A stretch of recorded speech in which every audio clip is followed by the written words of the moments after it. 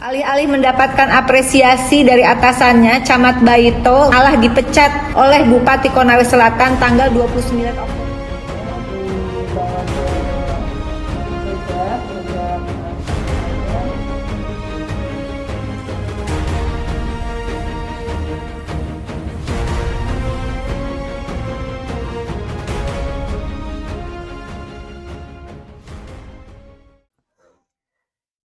Halo Ton, welcome back to Orbit Chronicle. Apa kabar nih? Semoga selalu dalam keadaan sehat dan yang terpenting tuh jangan lupa berbahagia.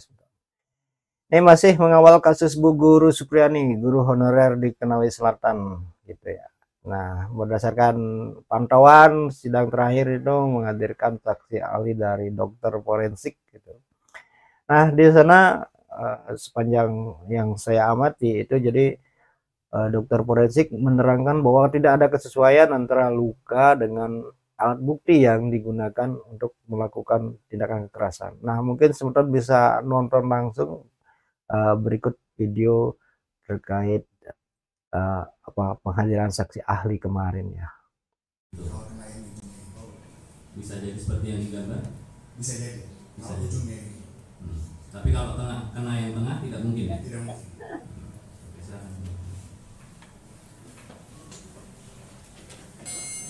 Jika alat pemukul mengenai kulit, namun antara kulit dengan alat pemukul atau benda tumpul itu ada yang membatasi kain. Apakah kain ini yang saudara maksud sebagai kasar, bahan yang kasar? Kalau misalkan ada posisinya tadi, ada kulit, di atasnya ada kain, kemudian ada suatu benda tumpul, nah, itu kita katakan sebagai benda kasar ya, seperti itu bukan. Yang kasar itu permukaan yang memang tidak rata seperti kayak permukaan batu, yang memang misalkan batu itu kasar seperti itu. Kalau yang kain itu bukan kasar. Bukan kasar. Saya ganti pertanyaan saya. Apa perbedaan akibat benda tumpul yang langsung mengenai kulit dengan benda tumpul yang tidak langsung mengenai kulit namun terbatasi oleh kain? Apa bedanya? Ya, jadi bedanya terkait dengan kerusakan jaringan. Kalau benda tumpul yang langsung mengenai kulit, makanya misalkan kayak ujungnya tadi itu, lukanya bisa sampai robek, bisa sampai lecet, ataupun robek. Tapi kalau misalkan ada pelindungnya, ya bisa dari luka lecet juga bisa, tapi terjadi kerusakan atau robekan pada kain ataupun baju atau celana yang melapisi permukaan kulit itu. Karena yang dirusakkan permukaan dulu, baru yang dalam, ya seperti itu. Nah, kalau kita dengar tadi kesaksian ahli dokter forensik ini, jadi kan kalau ya benar juga ya sih, ini kan dia lukanya di dalam, masih dalam celana gitu ya. Kalau dia dipukul dengan sapu gitu dan ada masih lapisan ini kan kemungkinan luka yang seperti yang ditunjukkan itu kan tidak sesuai. Nah, kira-kira seperti itulah keterangan ahli ini. Jadi sedikit membantah antara luka yang dialami korban dengan alat bukti yang dipakai untuk memukul si korban itu sendiri. Nah, sebentar, jadi belakangan juga nih sedikit viral nih, ada Pak Bupati Konawe nih. Jadi beliau ini kan sebelumnya sempat memecat Camat Baito gitu karena dianggap tidak netral gitu memihak Bu Supriyani. Nah, belakangan ini lagi Bupati Konawe ini mensomasi Bu Supriyani gara-gara dia mencabut perdamaiannya gitu. Ya mungkin sebetulnya tidak lihat nih, saya punya video momen-momen kemarin ketika Bu Supriyani itu didamaikan oleh Pak Bupati dan sekarang berujung ke somasinya gitu sebetulnya. Nih berikut momennya peluk-pelukan antara Bu Supriyani dengan ibu korban.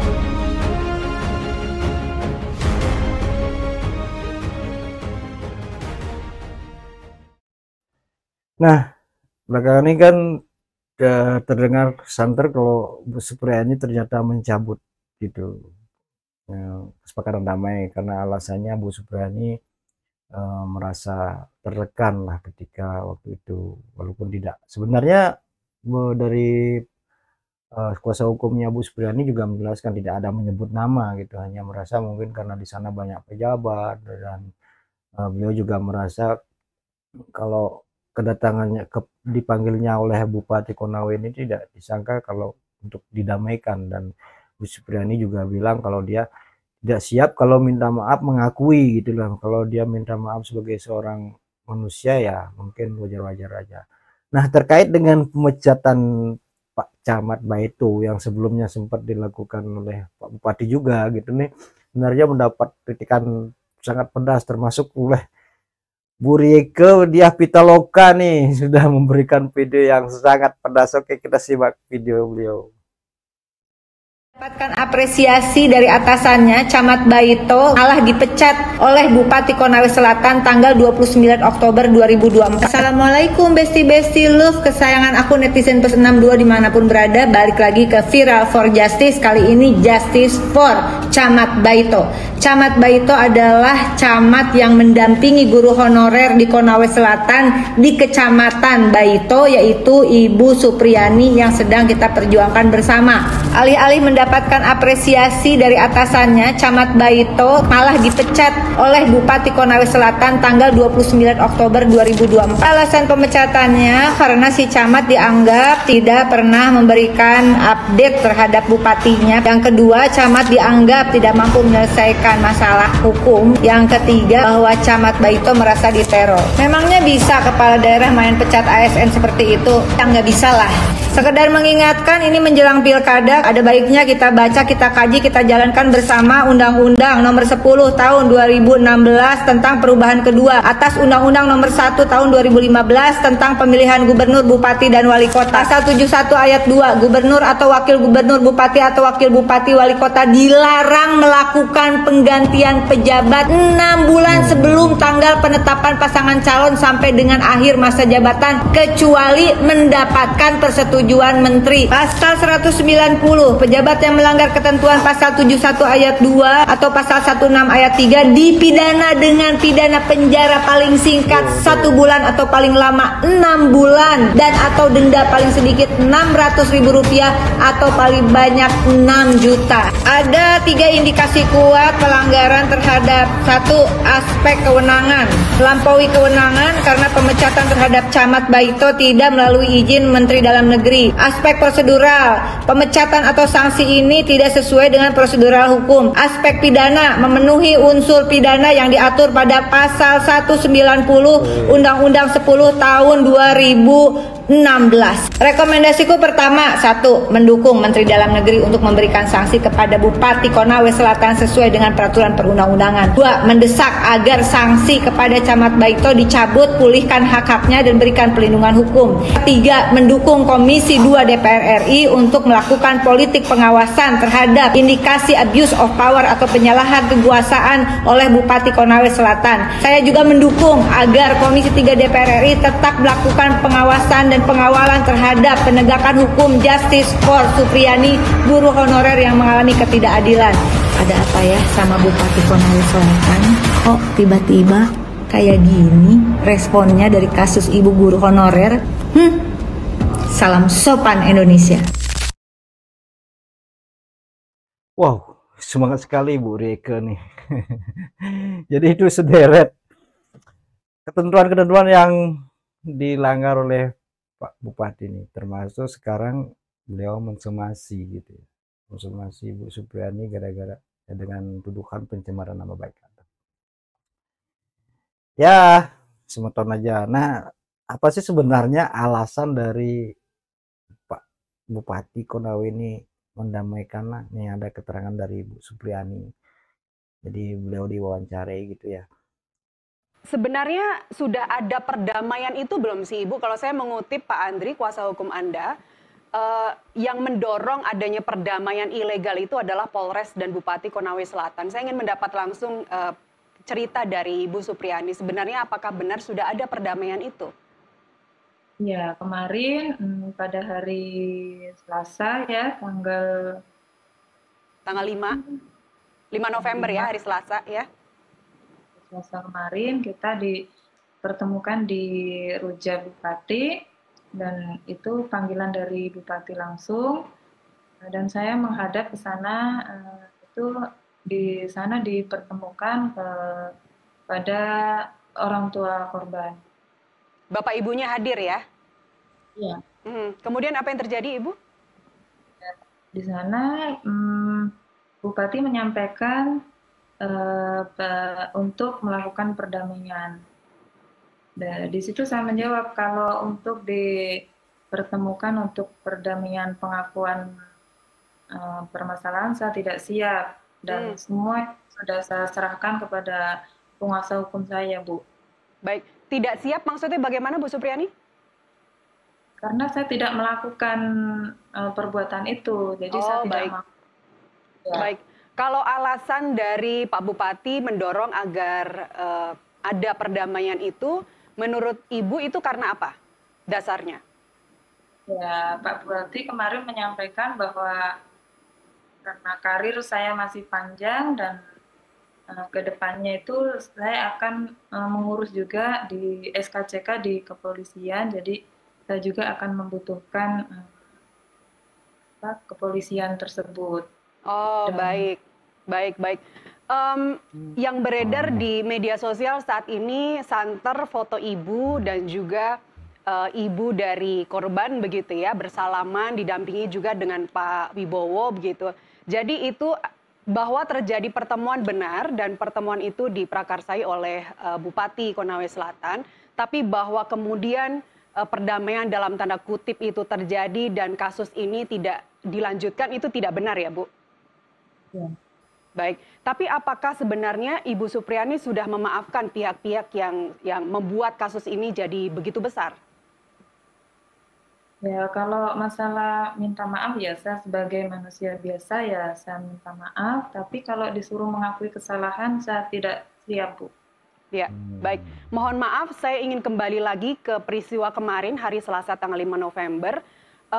Ketika perdamaian itu didorong oleh Pak Bupati, apakah memang keluar kalimat dari Pak Bupati bahwa Ibu harus menyampaikan permintaan maaf sekaligus mengakui bahwa Ibu telah melakukan apa yang selama ini dituduhkan kepada Ibu Supriyani? Tidak, Pak Bupati tidak menyampaikan perkataan disuruh mengakui, tidak. Cuma Pak Bupati menyampaikan atur damai saja supaya permasalahan ini selesai. Baik, dan menurut Ibu tidak bisa berdamai begitu saja karena Ibu benar-benar tidak melakukan apa yang dituduhkan oleh mereka dan bahwa Ibu Supriyani ingin kasusnya ini terang benderang bahwa yang dituduhkan itu tidak benar begitu ya, mencari keadilan untuk Ibu sendiri begitu ya. Itu inisiatif dari Ibu sendiri atau mungkin dari kuasa hukum yang meminta Ibu untuk melakukan hal itu? Ya, inisiatif dari saya dan penguasa hukum saya. Dan kuasa hukum ya? Ya, itulah Sultan. Tapi di sini sedikit janggal ya Sultan. Kira-kira apa hubungannya dengan hubungan polisi nanti kalau Bu Supriya ini kan dia bilang karirnya masih panjang gitu ya penjelasan Bupati. Dan dia harus mengurus SKCK. Ini apa jadi hubungannya gitu ya, saya jadi nggak ngerti nih. Kalau Pak Bupati memang mempercayakan pengadilan untuk artinya memproses hukum ini kan ini oknum Pak. Terus apakah nanti seandainya gitu Bu Supriya ini dibebaskan, terus dia nggak bisa mengurus SKCK gitu karena pernah bermasalah dengan polisi. Ini bermasalah dengan instansi apa bermasalah dengan oknum gitu ya, kan jadi bingung jadi saya dengarnya ini. Kenapa Pak Bupati ini bisa membuat narasi seperti itu gitu kepada Bu Supriyani. Nah mungkin sebetulnya bisa ikut berkomentar nih, mari kita diskusi nih. Sebenarnya ada apa nih dengan Pak Bupati Konawe ini?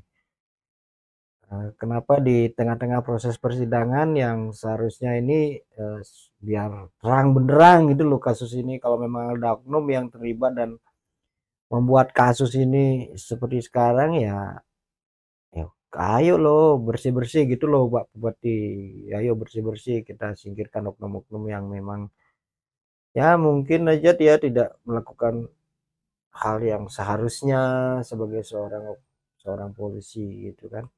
Tapi justru Pak Bupati ini seakan-akan jadi pahlawan gitu, mendamaikan kedua belah pihak dengan alasan yang ya menurut saya pribadi sih tidak harusnya itu dipakai alasan, apalagi ngurus SKCK. Itu kan urusannya, itu hak warga negara yang harus dilayani oleh polisi. Terlepas dari eh, warga negara itu pernah mempunyai kasus dengan oknum, kembali ke oknum, bukan instansi. Emangnya Bu Supriya ini sedang melawan negara? Enggak juga kan belum terbukti. Kalau memang terbukti Bu Supriya ini melawan negara gitu, oke lah, dia diberatkan dengan proses-proses ini kan masih pembuktian dan banyak kejanggalan sebenarnya dalam kasus ini. Harusnya Pak Bupati juga bisa berpikirlah, bisa memberikan kesempatan pada pengadilan untuk memberikan apa namanya pembuktian gitu, apa sih sebenarnya yang terjadi gitu. Ya menurut saya sih gitu Pak. Gimana nih sebetulnya, komen dong biar kita semakin didukung. Jadi hanya miris saja kalau lihat kasus-kasus kayak gini gitu ya, sampai Pak Bupati turun tangan dan terkesan sedikit apa namanya ya, intervensi intervensi ya namanya. Terus saya salah bicara lagi itu. Tapi bingung jadi jelasin. Ini sebenarnya posisinya Pak Bupati ini bener nggak gitu ya? Dalam proses sebuah persidangan gitu tiba-tiba dia jadi pahlawan untuk mendamaikan kedua belah antara korban dan ini. Apa memang kayak gitu? Nah, mungkin sebetulnya bisa kasih komentar lah di bawah biar jelas gitu sebenarnya di mana sih posisi bupati nih gitu. Apakah memang dia netral kemudian memberikan ruang kepada pengadilan untuk memproses hukum ini biar terang benderang, masyarakat juga tidak memberikan asumsi-asumsi yang negatif terhadap yang salah gitu ya. Apakah benar memang Bu Supriyani itu telah melakukan pemukulan atau tindakan kekerasan terhadap siswa didiknya? Dan jika benar, apa dasarnya dan kemudian apakah bisa dihukum? Itu kan seperti Pak Reza Indragiri udah jelaskan bagi aturan-aturan hukum yang berlaku bagi seorang guru jika memang dia terbukti melakukan tindakan kekerasan pada siswa didiknya. Tapi jika dia tidak melakukan tindakan kekerasan pada siswa didiknya dan justru malah diseret dengan ya kemarin kan sempat beredar terkait permintaan sejumlah dana dan segala macam. Ini kan lebih ke arah mungkin sebetulnya ada yang sudah bilang kriminalisasi. Oke, itu saja video ini sebetulnya, semoga bermanfaat. Mari kita berdiskusi dan mari kita dukung hukum Indonesia. Cool.